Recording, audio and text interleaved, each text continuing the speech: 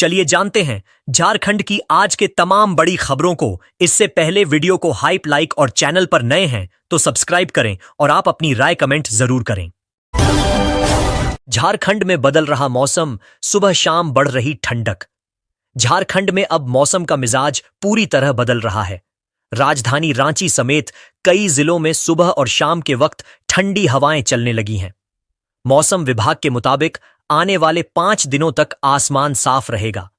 फिलहाल राज्य में न तो कोई मौसमी सिस्टम सक्रिय है और न ही बंगाल की खाड़ी में कोई निम्न दबाव क्षेत्र बना है। दिवाली पर होगी गुलाबी ठंड। मौसम विभाग का कहना है कि दिवाली के बाद झारखंड में ठंड और बढ़ जाएगी। दिन में धूप तेज रहेगी, लेकिन सुबह और शाम को गुलाबी ठंड का एहसास होगा। रांची, खूंटी, लोहरदगा और डाल्टनगंज में दिन का तापमान 27 से 29 डिग्री सेल्सियस और रात का तापमान 17 से 18 डिग्री सेल्सियस के बीच दर्ज किया जा रहा है। वहीं लातेहार में रात का तापमान 16 डिग्री सेल्सियस तक पहुंच गया है, जिससे ठंड की शुरुआत साफ महसूस हो रही है। मॉनसून गया, आसमान हुआ साफ। झारखंड से मॉनसून अब पूरी तरह विदा ले चुका है। इसका असर साफ दिख रहा है। नीला आसमान, सुहावना मौसम और ठंडी हवाएं लोगों का मूड बेहतर बना रही हैं। रांची में लोग अब शाम को छतों से खूबसूरत सूर्यास्त का आनंद ले रहे हैं। इस साल मॉनसून सीजन में 1 जून से अब तक 1266.6 मिलीमीटर बारिश दर्ज की गई, जो सामान्य से 50% ज्यादा है। राजधानी रांची में 1586 मिलीमीटर बारिश हुई, जो सामान्य से 70% अधिक है। हालांकि पाकुड़, सिमडेगा और गोड्डा जिलों में बारिश सामान्य से 30 से 35% कम रही। कुल मिलाकर झारखंड में मौसम अब पूरी तरह बदल चुका है। गर्मी जा चुकी है और अब धीरे धीरे दस्तक दे रही है सर्दी की सुबहें और ठंडी शामें। झारखंड कैबिनेट बैठक की तारीख बदली। 16 की जगह अब 14 अक्टूबर को होगी। महत्वपूर्ण फैसलों की उम्मीद। झारखंड सरकार की कैबिनेट बैठक को लेकर बड़ा अपडेट सामने आया है। पहले यह बैठक 16 अक्टूबर को प्रस्तावित थी, लेकिन अब इसे 2 दिन पहले यानी 14 अक्टूबर 2025 को आयोजित करने का फैसला लिया गया है। मंत्रिमंडल, सचिवालय एवं निगरानी विभाग समन्वय ने इसकी आधिकारिक अधिसूचना जारी कर दी है। कब और कहां होगी बैठक? मुख्यमंत्री हेमंत सोरेन की अध्यक्षता में यह बैठक 14 अक्टूबर को दोपहर 3 बजे झारखंड मंत्रालय प्रोजेक्ट भवन के मंत्रिपरिषद कक्ष में होगी। मंत्रिमंडल सचिवालय के अनुसार इस बैठक में कई महत्वपूर्ण प्रस्तावों पर चर्चा होगी और उन पर मुहर लगने की संभावना है। तारीख बदलने का महत्व। तारीख में बदलाव को प्रशासनिक दृष्टिकोण से अहम माना जा रहा है। सूत्रों के मुताबिक इस बैठक में कई बड़े फैसले लिए जा सकते हैं, जो झारखंड की विकास योजनाओं और नीतियों को प्रभावित करेंगे। तारीख को पहले करने का फैसला महत्वपूर्ण मुद्दों पर जल्द निर्णय लेने की जरूरत को दर्शाता है। धनबाद में सड़क पर उतरे आदिवासी समाज के लोग। कुड़मी को एसटी या एसएससी में शामिल करने का किया विरोध। कुड़मी समाज को अनुसूचित जनजाति एसटी या अनुसूचित जाति एससी की सूची में शामिल करने की मांग के विरोध में सोमवार को धनबाद में आदिवासी समाज के हजारों लोग सड़कों पर उतर आए। पारंपरिक वेशभूषा, तीर धनुष और ढोल नगाड़ों के साथ उन्होंने गोल्फ ग्राउंड से मेमको मोड़ तक विशाल रैली निकाली। रैली में शामिल महिलाएं और पुरुष पारंपरिक नृत्य करते हुए आगे बढ़े और एक तीर, एक कमान, आदिवासी एक समान जैसे नारे लगाए। रैली के अंत में आदिवासी समाज के प्रतिनिधियों ने उपायुक्त को ज्ञापन सौंपा। आदिवासी नेताओं ने आरोप लगाया कि कुड़मी समाज झूठे तथ्यों के आधार पर खुद को आदिवासी साबित करने की कोशिश कर रहा है। उन्होंने कहा कि कुड़मी समाज न तो कभी एसटी या एससी सूची का हिस्सा रहा है और न ही उसकी संस्कृति और परंपरा आदिवासी समाज से मेल खाती है। नेताओं ने सरकार से मांग की कि ऐसे भ्रामक आंदोलनों पर रोक लगाई जाए और कुड़मी समाज को किसी भी हाल में अनुसूचित जाति या जनजाति में शामिल न किया जाए। उन्होंने यह भी स्पष्ट किया कि आदिवासी समाज अपनी संस्कृति, पहचान और अधिकारों की रक्षा के लिए संघर्ष जारी रखेगा। मुख्यमंत्री मैया सम्मान योजना। पेंशन की छोटी राशि से रांची की महिलाओं ने रचा आत्मनिर्भरता का बड़ा उदाहरण। रांची की कर्मटोली की महिलाओं ने यह साबित कर दिखाया है कि मजबूत इच्छा शक्ति और सही सोच से छोटी सी मदद भी बड़े बदलाव की शुरुआत बन सकती है। मुख्यमंत्री मैया सम्मान योजना और विधवा पेंशन योजना से मिली राशि को उन्होंने केवल खर्च करने के बजाय आत्मनिर्भरता और रोजगार का जरिया बना लिया है।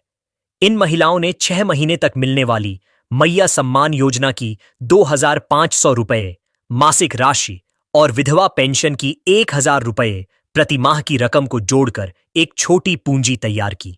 इस पैसे को खर्च करने के बजाय उन्होंने कुम्हारों से दिए खरीदकर उन्हें सजाने और बेचने की योजना बनाई। दीपावली और छठ जैसे त्योहारों के लिए उन्होंने पारंपरिक रंगों और डिजाइनों से साधारण दियों को आकर्षक रूप दिया, जिससे बाजार में इन दियों की अच्छी मांग बनने लगी। धीरे धीरे दियों की बिक्री इतनी बढ़ी कि महिलाएं घर घर जाकर इन्हें बेचने लगीं। लोगों की सराहना से उनका आत्मविश्वास बढ़ा और उन्होंने मिलकर एक स्व सहायता समूह बना लिया। अब इस समूह से दर्जनों महिलाएं जुड़ चुकी हैं, जो सिर्फ दिए ही नहीं बल्कि हैंडक्राफ्ट गिफ्ट आइटम, लिफाफे, पेपर फाइल और ठोंगे जैसी चीजें भी बना रही हैं। ग्राहकों की बढ़ती मांग के चलते कई महिलाओं ने अपने घरों में ही काम शुरू कर दिया है। अब उनके उत्पाद सिर्फ मोहल्ले तक सीमित नहीं हैं, बल्कि उन्हें ऑर्डर भी मिलने लगे हैं। स्थानीय दुकानदार भी उनसे बड़ी मात्रा में सामान खरीद रहे हैं। समूह का नेतृत्व कर रही शीला लिंडा कहती हैं कि अगर इच्छा शक्ति हो तो छोटी राशि भी बड़ा बदलाव ला सकती है। उन्होंने 6 महीने की राशि को जमा कर दिए, खरीदे और अन्य महिलाओं को उन्हें सजाने का काम दिया। आज न केवल उन्हें लगातार ऑर्डर मिल रहे हैं, बल्कि जुड़ी हुई महिलाओं को भी रोजाना मेहनताना प्राप्त हो रहा है। वहीं बसंती मूटकुंवर बताती हैं कि पहले पेंशन से घर चलाना मुश्किल था, लेकिन अब वही पेंशन उनकी कमाई का जरिया बन गई है। संस्था से जुड़ने के बाद न सिर्फ आमदनी बढ़ी है, बल्कि समाज में भी सम्मान और पहचान मिली है। अब ये महिलाएं आत्मनिर्भर बन चुकी हैं और दूसरों को भी रोजगार का अवसर दे रही हैं। सीएम हेमंत सोरेन ने विनोद पांडेय की मां के निधन पर जताया दुख, घर पहुंच दी श्रद्धांजलि।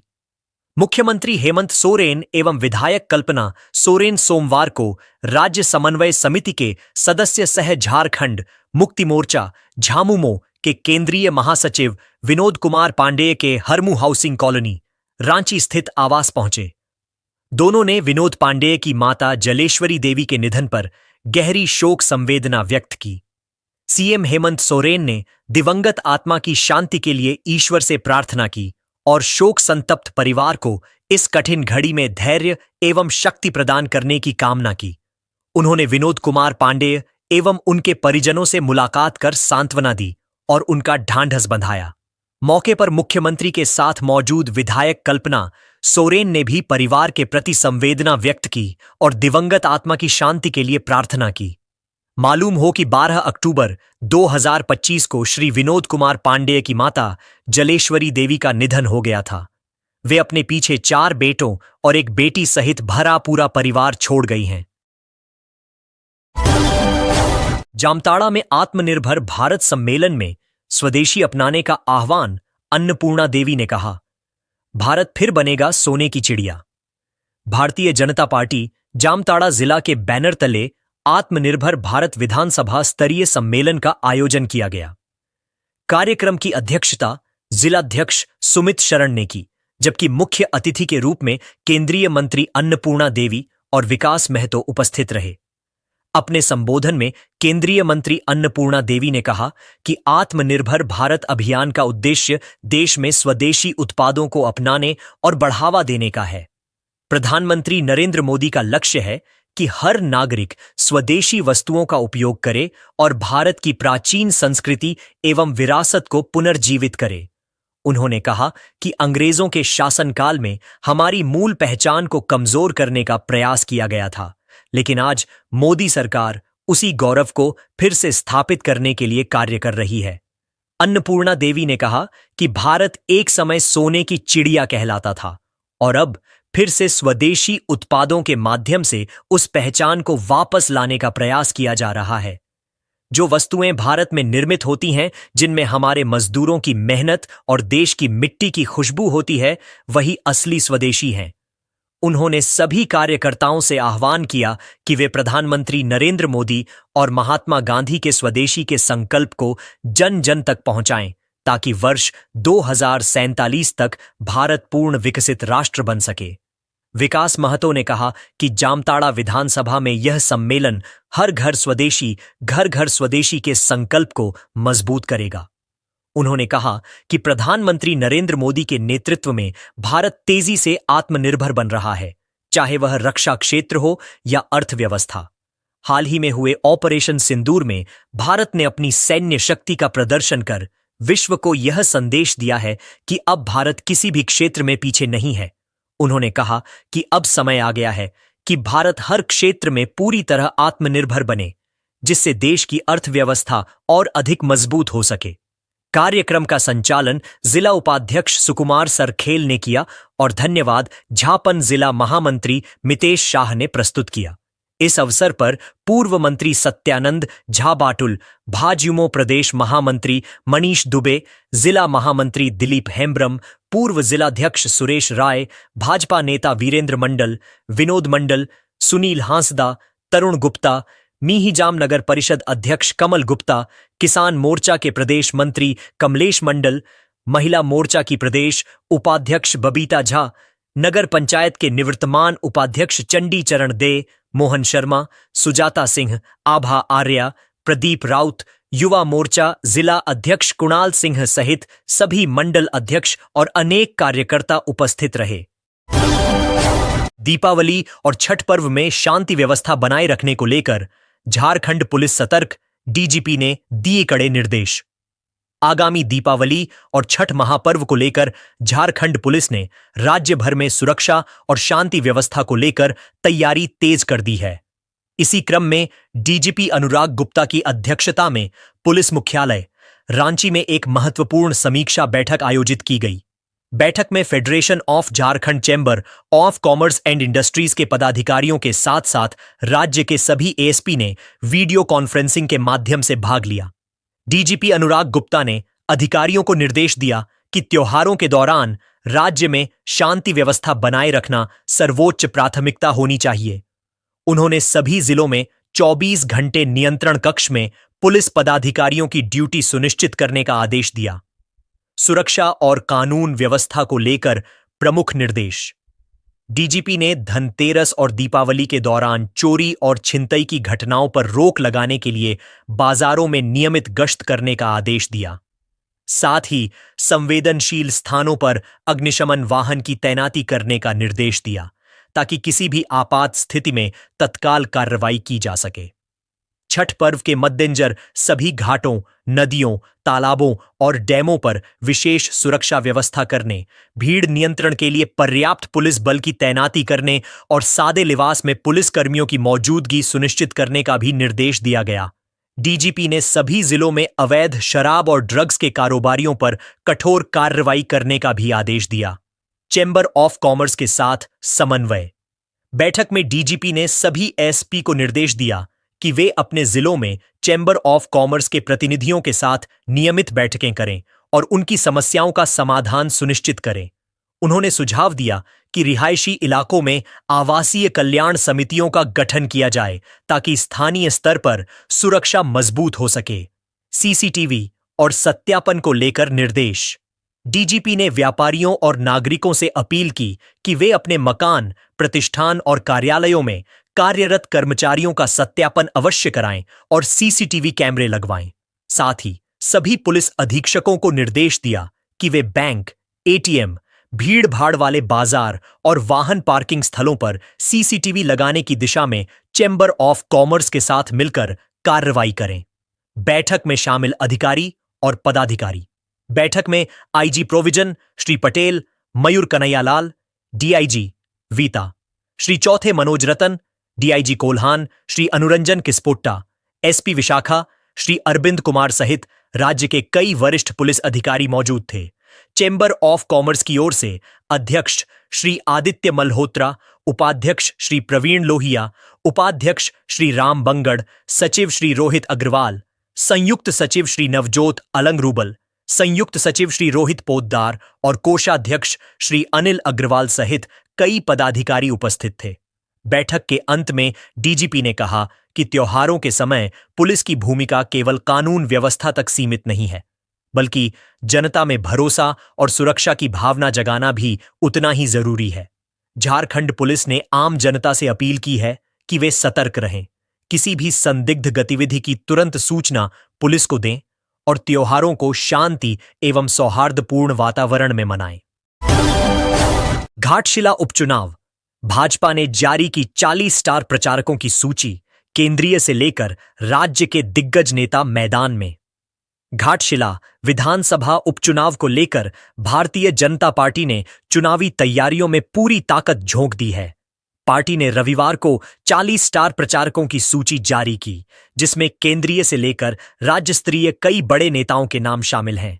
सूची में केंद्रीय मंत्री शिवराज सिंह चौहान, जुएल उरांव, अन्नपूर्णा देवी और संजय सेठ जैसे दिग्गज नेताओं को जगह दी गई है। वहीं ओडिशा और छत्तीसगढ़ के मुख्यमंत्रियों को भी स्टार प्रचारकों की टीम में शामिल किया गया है, जिससे साफ है कि भाजपा इस उपचुनाव को बेहद गंभीरता से ले रही है। राज्य स्तर पर भाजपा प्रदेश अध्यक्ष और नेता प्रतिपक्ष बाबूलाल मरांडी, कार्यकारी अध्यक्ष और राज्यसभा सांसद आदित्य साहू, पूर्व मुख्यमंत्री अर्जुन मुंडा और रघुवर दास भी प्रचार अभियान की कमान संभालेंगे। रांची डीसी का जनता दरबार। किसी को मिला तुरंत इलाज, किसी को किया गया शो कॉज।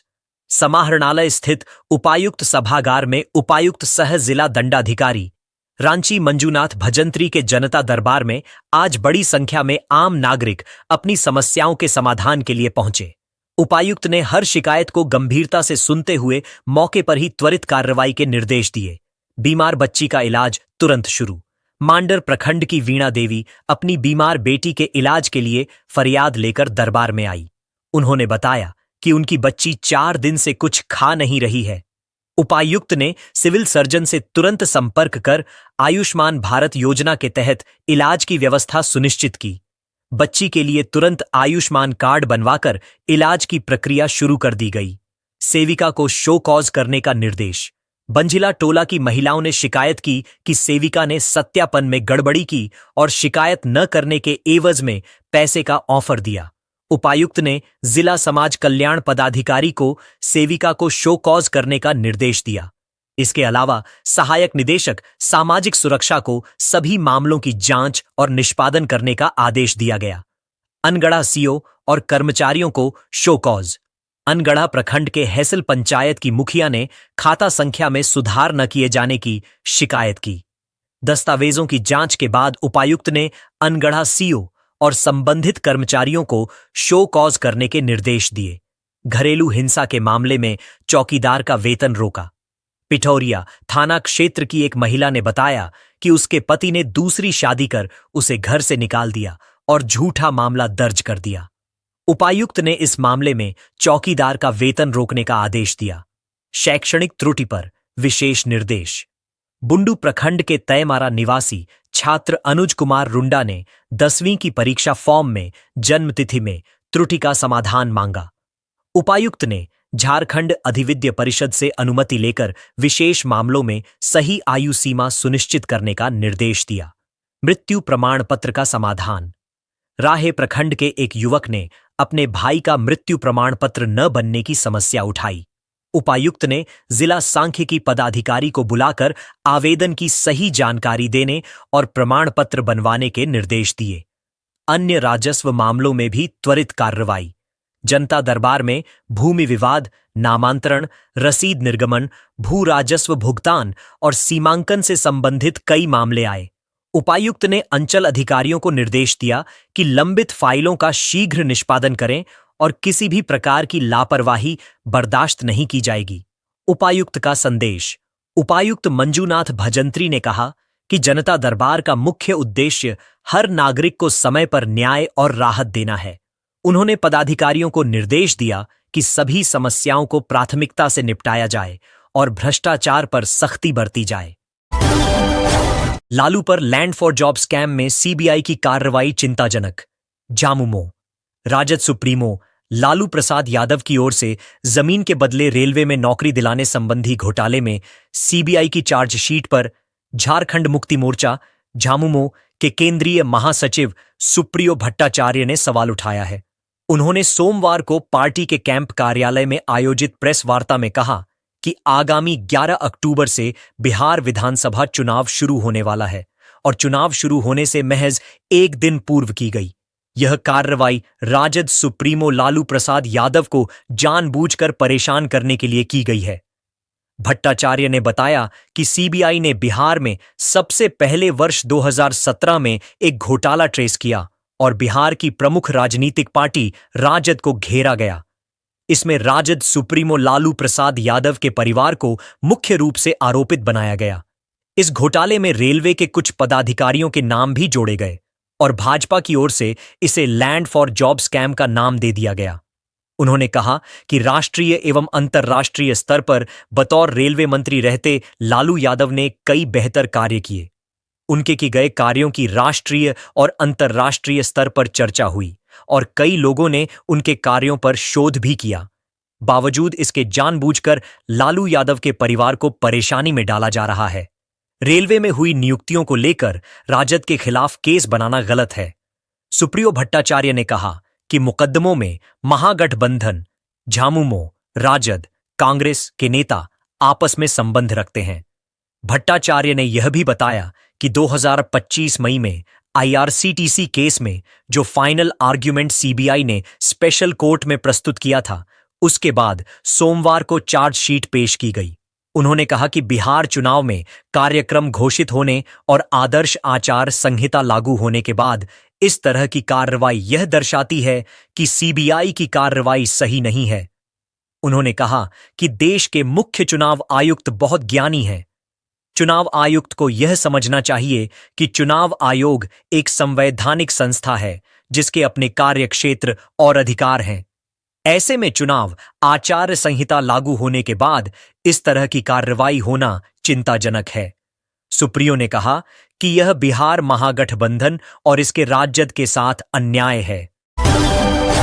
प्रिंस खान गिरोह के 12 अपराधी गिरफ्तार, हथियार और बम बरामद। धनबाद पुलिस को एक बड़ी सफलता मिली है। मोस्ट वांटेड अपराधी प्रिंस खान गिरोह के 12 सदस्यों को हथियार, बम और नकदी के साथ गिरफ्तार किया गया है।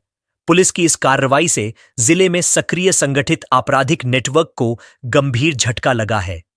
बताया गया कि प्रिंस खान और उसका गुर्गा सैफी उर्फ मेजर धनबाद के विभिन्न व्यवसायियों को फोन कर लगातार रंगदारी की मांग और जान से मारने की धमकी दे रहे थे। इन अपराधियों के आर्थिक स्रोतों का पता लगाने, शूटरों एवं समर्थकों के नेटवर्क को खत्म करने और हथियार खरीद बिक्री चैनल को ध्वस्त करने के लिए धनबाद पुलिस विशेष अभियान चला रही थी। 12 से 13 अक्टूबर की रात पुलिस को सूचना मिली कि प्रिंस खान गिरोह के सदस्य हथियारों से लैस होकर किसी बड़ी घटना को अंजाम देने के इरादे से धनबाद पहुंचे हैं। सूचना मिलते ही पुलिस की टीम ने त्वरित कार्रवाई करते हुए राजगंज थाना क्षेत्र से कई अपराधियों को गिरफ्तार किया। इस संबंध में राजगंज थाना कांड संख्या 27/25 दर्ज की गई। पूछताछ में अपराधियों ने 9 सितंबर को राजगंज स्थित एक पेट्रोल पंप पर हुई फायरिंग में अपनी संलिप्तता स्वीकार की। उनकी निशानदेही पर घटना में प्रयुक्त हथियार भी बरामद किए गए। धनबाद पुलिस की कार्रवाई में कुल 12 अपराधी गिरफ्तार किए गए हैं, जिनमें गिरोह के शूटर, समर्थक और वित्तीय प्रबंधन से जुड़े अपराधी शामिल हैं। अपराधियों के स्वीकारोक्ति बयान के आधार पर बैंक मोड़ थाना क्षेत्र से गिरोह द्वारा छिपाकर रखे गए हथियार, बम और अन्य विस्फोटक सामग्री बरामद की गई। इस मामले में बैंक मोड़ थाना कांड संख्या 223/25 दर्ज की गई। पुलिस ने गिरोह के वित्तीय नेटवर्क पर भी कड़ा प्रहार किया है। गिरोह के अवैध पैसों के लेन देन में शामिल विक्रम साव, पवन कुमार सिंह सहित 7 लोगों को कतरास थाना क्षेत्र से गिरफ्तार किया गया। जांच में पता चला कि ये लोग रंगदारी से वसूले गए पैसों को विभिन्न खातों के जरिए गिरोह के सदस्यों तक पहुंचाते थे। इनके पास से वित्तीय लेन देन से जुड़े कई सबूत भी मिले। गिरफ्तार अपराधियों में सूरज तांडी, आशीष कुमार सिंह, तौकीर राजा, अफरीदी राजा, लक्की विशाल, पवन कुमार सिंह, ऋतिक विश्वकर्मा, अमन कुमार गुप्ता, विक्रम साव, आकाश वर्णवाल, तौकील अंसारी और अभिषेक पांडे शामिल हैं। इनके पास से देशी पिस्टल, कट्टा, जिंदा गोली, देशी बम, करीब 31,970 रुपए नकद, 2 मोटरसाइकिल और 7 स्मार्टफोन बरामद किए गए हैं। बेलतू नरसंहार और आतंक का सूत्रधार सुनील गंजू अब पुलिस की गिरफ्त में। हजारीबाग पुलिस ने सोमवार को हार्डकोर माओवादी और पूर्व जोनल कमांडर सुनील गंजू को गिरफ्तार किया है। सुनील गंजू पर झारखंड के विभिन्न थानों में कुल 54 मामले दर्ज हैं। उसे राज्य का टेरर भी कहा जाता था। सुनील गंजू साल 1990 से भाकपा माओवादी संगठन में सक्रिय था। वर्ष 2018 में जेल से छूटने के बाद वह फिर से संगठन में शामिल हो गया और कई नक्सली घटनाओं को अंजाम देता रहा। वह भाकपा माओवादी का उत्तरी छोटा नागपुर का रीजनल कमांडर सहदेव महतो और सब जोनल कमांडर नताशा को शेल्टर देने का काम करता था। बेलतू नरसंहार में थी संलिप्तता। सुनील गंजू का नाम झारखंड के सबसे चर्चित बेलतू नरसंहार से जुड़ा हुआ है। वर्ष 2001 में हजारीबाग जिले के बेलतू में हथियारबंद माओवादियों ने 13 ग्रामीणों की निर्मम हत्या की थी। जानकारी के अनुसार ग्रामीणों का सिर काटने के बाद माओवादियों ने उस पर फुटबॉल खेला था। यह झारखंड बनने के बाद राज्य में सामूहिक हत्या की पहली घटना मानी जाती है। गुप्त सूचना पर धराया खूंखार। एसपी अंजनी अंजन ने प्रेस वार्ता में बताया कि पुलिस को गुप्त सूचना मिली थी कि जोराकाट क्षेत्र में 4 से 5 संदिग्ध व्यक्ति सक्रिय हैं। पुलिस ने घेराबंदी कर जब एक संदिग्ध को पकड़ा तो उसने अपना नाम सुनील गंजू बताया। वह मूल रूप से चतरा जिले के पत्थलगड्डा का रहने वाला है। तलाशी के दौरान उसके झोले से नक्सली लेटरहेड और पर्चा बरामद हुआ। पूछताछ में उसने बताया कि संगठन में उसके 4-5 साथी और हैं। संगठन के लिए बड़ा झटका। एसपी अंजन ने बताया कि सुनील गंजू नक्सलियों की मदद के लिए हजारीबाग क्षेत्र में सक्रिय था। वह नक्सली कोल कंपनी, ठेकेदार और कोयला व्यापारियों से संगठन के विस्तार के लिए लेवी वसूलने आता था। पुलिस के अनुसार इसकी गिरफ्तारी से नक्सली संगठन को बड़ा झटका लगा है और उनकी गतिविधियों में बाधा आई है। सुनील गंजू की गिरफ्तारी से हजारीबाग और आसपास के क्षेत्रों में नक्सलियों की गतिविधियों पर पुलिस की पकड़ और मजबूत हो गई है। झारखंड में शराब की कालाबाजारी पर सख्ती, हर बोतल पर होगी ऑनलाइन निगरानी। झारखंड सरकार ने राज्य में शराब की कालाबाजारी और नकली शराब की बिक्री रोकने के लिए सख्ती शुरू कर दी है। उत्पाद एवं मद्य निषेध विभाग ने इस दिशा में बड़ा कदम उठाते हुए ट्रैक एंड ट्रेस सिस्टम लागू करने की तैयारी तेज कर दी है। साथ ही नई उत्पाद नीति से हुई राजस्व वृद्धि ने विभाग का मनोबल भी बढ़ा दिया है। राज्य सरकार अब शराब कारोबार को पूरी तरह पारदर्शी बनाने के लिए तकनीक का सहारा ले रही है। ट्रैक एंड ट्रेस सिस्टम लागू होने के बाद हर शराब की बोतल की यात्रा उत्पादन से लेकर बिक्री तक ऑनलाइन मॉनिटर की जा सकेगी। इस मॉडल को अपनाने के लिए झारखंड ने उत्तर प्रदेश, पश्चिम बंगाल, छत्तीसगढ़ और ओडिशा जैसे राज्यों से अनुभव साझा किए हैं, जहां यह व्यवस्था पहले से सफलतापूर्वक चल रही है। इस पहल को लेकर उत्पाद मंत्री योगेंद्र प्रसाद महतो ने सोमवार को विभागीय सचिव, कमिश्नर और अन्य वरिष्ठ अधिकारियों के साथ उच्च स्तरीय बैठक की। बैठक में सिस्टम लागू करने की रूपरेखा और समय सीमा पर विस्तृत चर्चा हुई। वहीं नई शराब नीति का असर भी साफ दिख रहा है। विभागीय आंकड़ों के अनुसार सितंबर 2024 की तुलना में सितंबर 2025 में शराब बिक्री में 48% की बढ़ोतरी दर्ज की गई है।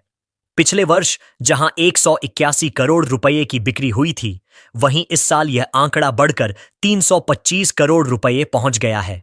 विभाग अब राज्य भर की सभी शराब दुकानों को डिजिटल प्लेटफॉर्म से जोड़ने की प्रक्रिया में है। प्रत्येक बोतल पर क्यूआर कोड लगाया जाएगा और ऑनलाइन बिलिंग सिस्टम लागू किया जाएगा ताकि एमआरपी से अधिक वसूली जैसी शिकायतों पर पूर्ण विराम लगाया जा सके। सरकार की रणनीति 2 दिशाओं में आगे बढ़ रही है। एक ओर नकली और अवैध शराब पर सख्त कार्रवाई और दूसरी ओर पूरी बिक्री प्रणाली को डिजिटल पारदर्शी बनाना। झारखंड सरकार का लक्ष्य है कि ट्रैक एंड ट्रेस सिस्टम के जरिए शराब कारोबार को पूर्ण रूप से नियंत्रण और निगरानी में लाया जा सके, जिससे राजस्व बढ़े और अवैध कारोबार पर रोक लगे। लोहरदगा के युवक की केरल में चाकू मारकर हत्या। लोहरदगा के कुड़ू थाना क्षेत्र के झिंगी पंचायत के जोंजरो गांव के एक युवक की केरल में चाकू मारकर हत्या कर दी गई है। युवक का शव केरल के सामुदायिक स्वास्थ्य केंद्र में रखा हुआ है। इस संबंध में सोमवार को केरल पुलिस ने परिजनों को सूचना दी। मृतक के परिजन युवक का शव लाने के लिए प्रयास कर रहे हैं। बताया गया कि कुड़ू थाना क्षेत्र के जोंजरो गांव निवासी परमेश्वर टोप्पो रोजगार की तलाश में गांव के साथियों के साथ केरल गया था। वह केरल के कालीकट जिला के बलसिरी थाना क्षेत्र के एगेरुल में काम करता था। रविवार की रात काम करने वाले कुछ साथियों के साथ किसी बात को लेकर विवाद हो गया। विवाद इतना बढ़ गया कि आरोपितों ने परमेश्वर टोप्पो की चाकू मारकर हत्या कर दी। हत्या के बाद सभी आरोपित फरार हो गए। साथ रहने वाले ग्रामीणों ने इसकी जानकारी दी और परमेश्वर को बलसिरी स्वास्थ्य केंद्र में इलाज के लिए ले जाया गया, जहां चिकित्सकों ने उसे मृत घोषित कर दिया। बलसिरी थाना पुलिस ने मृतक के परिजनों को सूचना देकर बताया कि परमेश्वर टोप्पो की हत्या हो गई है और शव स्वास्थ्य केंद्र में रखा हुआ है। केरल पुलिस ने परिजनों से जोंजरो गांव का निवासी होने का प्रमाण स्थानीय थाना से सत्यापित कराकर पत्र भेजने को कहा, ताकि शव लाया जा सके। परमेश्वर के परिजन जिंगी पंचायत के मुखिया दिलीप उरांव के साथ कुड़ू थाना पहुंचे और केरल पुलिस से फोन पर बातचीत की। इसके बाद शव लाने की प्रक्रिया शुरू कर दी गई है। हजारीबाग में सड़कों की बदहाली के विरोध में हल बैल लेकर सड़क पर उतरे विधायक। हजारीबाग नगर निगम क्षेत्र में सड़कों की बदहाली को लेकर सोमवार को अनोखा विरोध प्रदर्शन किया गया। भाजपा के स्थानीय विधायक प्रदीप प्रसाद हल बैल लेकर लेपो रोड पर उतर आए। उन्होंने इस प्रदर्शन के माध्यम से नगर निगम और जिला प्रशासन का ध्यान सड़कों की जर्जर स्थिति की ओर आकर्षित किया। विधायक प्रदीप प्रसाद ने बताया कि हजारीबाग नगर निगम क्षेत्र की अधिकांश सड़कों की हालत खराब है। सड़कों पर बने गड्ढों के कारण नागरिकों को परेशानी का सामना करना पड़ रहा है।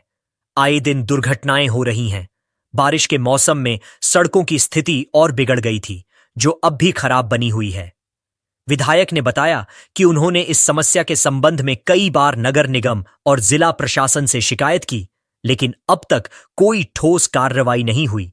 उन्होंने प्रशासन पर लापरवाही का आरोप लगाते हुए कहा कि जनता कर चुकाती है, लेकिन उसे टूटी सड़कों, धूल और कीचड़ का सामना करना पड़ता है। विधायक ने चेतावनी दी कि यदि सड़कों की मरम्मत का कार्य जल्द शुरू नहीं किया गया तो वे बड़े स्तर पर जन आंदोलन करेंगे। झारखंड में 2 वर्षीय बीमेड धारकों को झटका। हाईकोर्ट ने सिंगल बेंच के आदेश पर लगाई रोक। झारखंड हाईकोर्ट ने 2 वर्षीय बीनेट धारक सहायक शिक्षक अभ्यर्थियों को लेकर एक अहम फैसला सुनाया है। हाईकोर्ट की डबल बेंच ने JSSC Jharkhand staff selection commission की अपील पर सुनवाई करते हुए सिंगल बेंच के उस आदेश पर अंतरिम रोक लगा दी है, जिसमें इन अभ्यर्थियों के दस्तावेजों का सत्यापन करने को कहा गया था। इस फैसले के बाद फिलहाल 2 वर्षीय बीएड करने वाले अभ्यर्थी दस्तावेज सत्यापन प्रक्रिया में शामिल नहीं हो पाएंगे।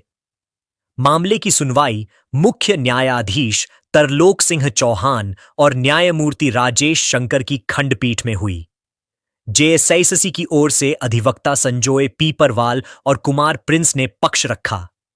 अब अगली सुनवाई तक इन अभ्यर्थियों को राहत मिलने की संभावना नहीं है। 5,000 रुपए रिश्वत लेते स्वास्थ्यकर्मी अजय भारती रंगे हाथ गिरफ्तार। एसीबी की बड़ी कार्रवाई। Latehar Palamu anti corruption bureau ACB की टीम ने सोमवार को लातेहार जिला मुख्यालय में भ्रष्टाचार के खिलाफ बड़ी कार्रवाई की। टीम ने लातेहार प्रखंड स्थित सामुदायिक स्वास्थ्य केंद्र में पदस्थापित block program manager BPM Ajay Bharati को 5,000 रुपए की रिश्वत लेते हुए रंगे हाथ पकड़ लिया। मामला एएनएम लीलावती कुमारी से जुड़ा है, जिन पर उप स्वास्थ्य केंद्र में कार्य के दौरान लापरवाही का आरोप लगा था। विभागीय जांच में लीलावती कुमारी निर्दोष पाई गईं, लेकिन आरोप है कि अजय भारतीय ने जांच रिपोर्ट को पॉजिटिव यानी उनके पक्ष में दिखाने के बदले 10,000 रुपए की रिश्वत की मांग की। बाद में सौदा 5,000 रुपए में तय हुआ। लीलावती कुमारी रिश्वत नहीं देना चाहती थीं, इसलिए उन्होंने पलामू एसीबी कार्यालय में इसकी शिकायत दर्ज कराई।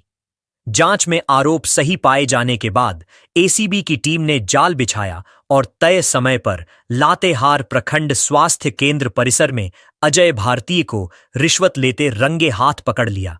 गिरफ्तारी के बाद एसीबी टीम उसे धर्मपुर स्थित उसके किराए के मकान पर भी ले गई, जहां तलाशी अभियान चलाया गया।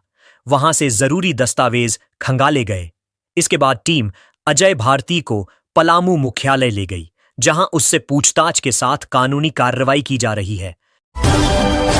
घोडा में अवैध अंग्रेजी शराब की खेप धराई, एक तस्कर भी गिरफ्तार। घोडा जिले के बसंतराय थाना क्षेत्र में पुलिस को नशे के खिलाफ अभियान में बड़ी कामयाबी मिली है। पुलिस ने गुप्त सूचना के आधार पर एक शराब तस्कर को पकड़कर उसके पास से अवैध अंग्रेजी शराब की बड़ी खेप बरामद की है। यह कार्रवाई उस समय की गई जब पुलिस संध्या गश्ती पर थी। शाम करीब 6:15 बजे पुलिस को खबर मिली कि डेरमा मोड़ से कुरमा की ओर जाने वाली सड़क से एक व्यक्ति मोटरसाइकिल पर अवैध शराब लेकर बिहार जा रहा है। सूचना मिलते ही पुलिस अधीक्षक के निर्देश पर लोचनी मोड़ पर चेकिंग अभियान शुरू कर दिया गया। करीब 7:30 बजे एक व्यक्ति पीठ पर बैग लिए मोटरसाइकिल से वहां पहुंचा। पुलिस को देखते ही उसने बाइक मोड़कर भागने की कोशिश की, लेकिन पुलिस और सशस्त्र बलों की सतर्कता से उसे मौके पर ही पकड़ लिया गया। पकड़े गए व्यक्ति की पहचान कामदेव यादव, उम्र 45 वर्ष के रूप में हुई है, जो बिहार के बांका जिले के धोरैया थाना अंतर्गत तिलवाड़ी गांव का निवासी है। जब उसके बैग की तलाशी ली गई तो उसमें विदेशी अंग्रेजी शराब की कई बोतलें मिली। पूछताछ के दौरान वह किसी भी तरह के वैध कागजात नहीं दिखा सका। इसके बाद पुलिस ने शराब जब्त कर ली और आरोपी को गिरफ्तार कर न्यायिक हिरासत में भेज दिया। इस कार्रवाई में जब्त शराब में रॉयल स्टैग, ब्लेंडर प्राइड और मैकडोवेल्स ब्रांड की बोतलें शामिल हैं। आरोपी जिस मोटरसाइकिल से शराब ले जा रहा था वह लाल रंग की अपाचे बाइक थी, जिसका नंबर BR10A0153 है। झारखंड के पायलट की दक्षिण अफ्रीका में दर्दनाक मौत। दक्षिण अफ्रीका के जोहान्सबर्ग में पायलट ट्रेनिंग के दौरान एक विमान दुर्घटना हो गई, जिसमें झारखंड की राजधानी रांची के 20 वर्षीय युवक पीयूष पुष्प की मौत हो गई। पीयूष वॉल्कैन एविएशन इंस्टीट्यूट में पायलट बनने का प्रशिक्षण ले रहा था। जानकारी के अनुसार विमान उड़ान के दौरान तकनीकी खराबी आने से यह हादसा हुआ।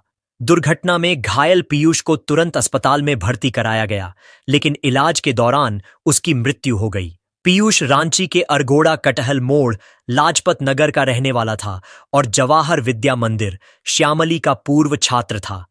वह शिक्षक TN साहू के पुत्र थे। पीयूष बचपन से ही पायलट बनने का सपना देख रहा था और इसी सपने को पूरा करने के लिए दक्षिण अफ्रीका गया था। हादसे की खबर से परिवार में शोक की लहर फैल गई है। भारतीय दूतावास ने पार्थिव शरीर को भारत लाने की प्रक्रिया शुरू कर दी है। जल्द ही पीयूष का शव अंतिम संस्कार के लिए रांची लाया जाएगा।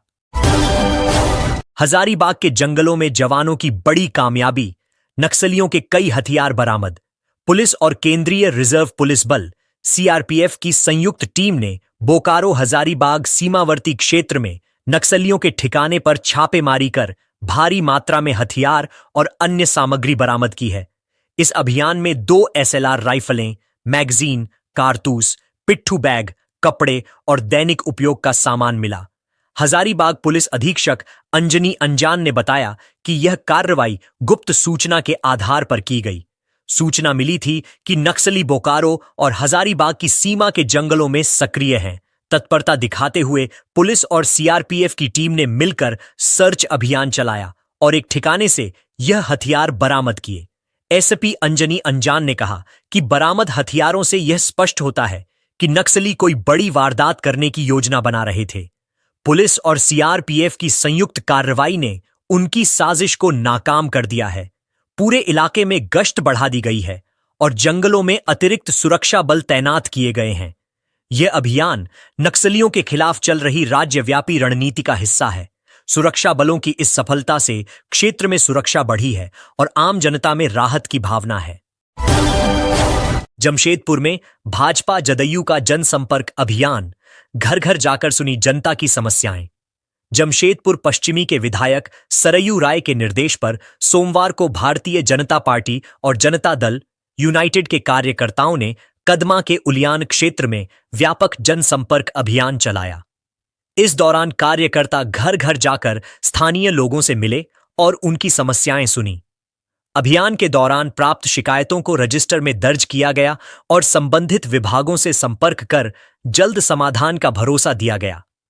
सबसे अधिक शिकायतें सफाई व्यवस्था की खराब स्थिति को लेकर थीं। स्थानीय लोगों ने बताया कि इलाके में गंदगी फैली हुई है और सफाई व्यवस्था कमजोर है।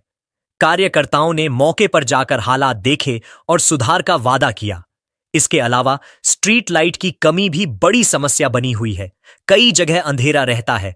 लोगों ने नई लाइट लगाने और पुराने लाइट बदलने की मांग की। कार्यकर्ताओं ने संबंधित विभाग से जल्द बातचीत करने का आश्वासन दिया।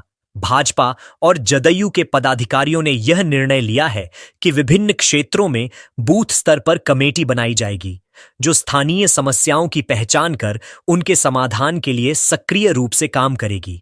अभियान के दौरान कार्यकर्ताओं ने कदमा के नियमतल्ला पथ, मधुसूदन पथ, बनियापाड़ा, Uliyan Hari Mandir line, Dhobi line, Uliyan main road, Uliyan tank road, Narmada Path, Nazrul पथ और बंधु पथ सहित कई इलाकों का दौरा किया और स्थानीय लोगों से बातचीत की।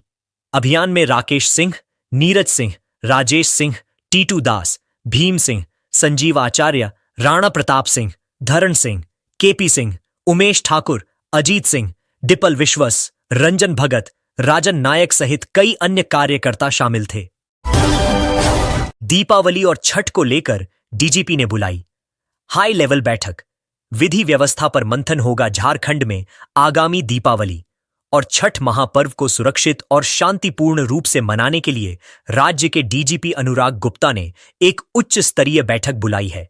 यह बैठक 13 अक्टूबर को शाम 4 बजे वीडियो कॉन्फ्रेंसिंग के माध्यम से आयोजित की जाएगी, जिसकी अध्यक्षता स्वयं डीजीपी करेंगे।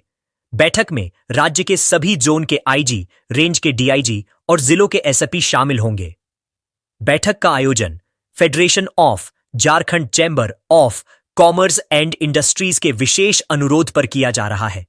डीजीपी अनुराग गुप्ता ने कहा कि त्योहारों के दौरान बाजारों में भीड़ और सुरक्षा को ध्यान में रखते हुए यह सुनिश्चित करना जरूरी है कि पूरे राज्य में शांति और सौहार्दपूर्ण वातावरण बना रहे।